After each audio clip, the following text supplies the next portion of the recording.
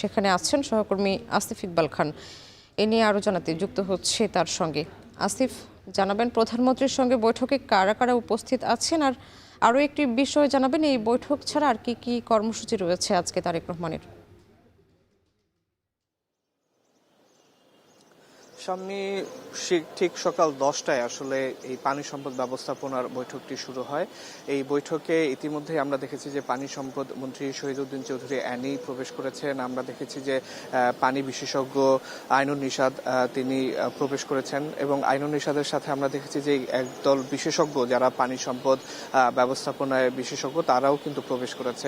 আসলে পানি সম্পদ ব্যবস্থাপনা নিয়ে সরকারের নির্বাচনী প্রচারণায়ও কিন্তু আমরা দেখেছি বেশ কিছু প্রতিশ্রুতি ছিল, তার মধ্যে খাল খনন ছিল। আমরা দেখেছি যে খাল খনন কর্মসূচি ইতিমধ্যে সরকার শুরু করেছে এবং অনেক দূর এগিয়ে গেছে।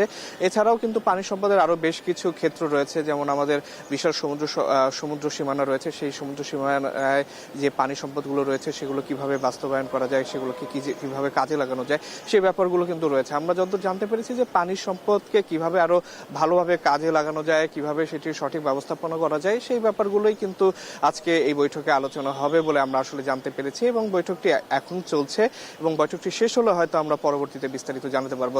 আর এছাড়া একটু জানিয়ে রাখি আপনাকে যে প্রধানমন্ত্রী তারেক রহমান কিন্তু আজকে ঠিক ওনার যে নিয়মিত রুটিন, সেই রুটিন অনুযায়ী সকালবেলায় সচিবালয়ে প্রবেশ করেছেন, এবং প্রবেশ করেই কিন্তু তিনি এই পানি সম্পদের বৈঠকে বসছেন। তারপর এই বৈঠকের পর আমরা যত জানতে পেরেছি তার বিকেল 3:30টায় সংসদ অধিবেশনে যোগদান করার কথা রয়েছে, এবং সেই সংসদ অধিবেশনে আজকে কিন্তু প্রধানমন্ত্রীর নির্ধারিত প্রশ্ন উত্তর পর্ব রয়েছে, যেখানে তিনি প্রথমবারের মতো সংসদ সদস্যদের যে প্রশ্নগুলো রয়েছে তার উত্তর প্রদান করবেন বলে আমরা জানতে পেরেছি, এবং সেই কর্মসূচিটা আজকে রয়েছে।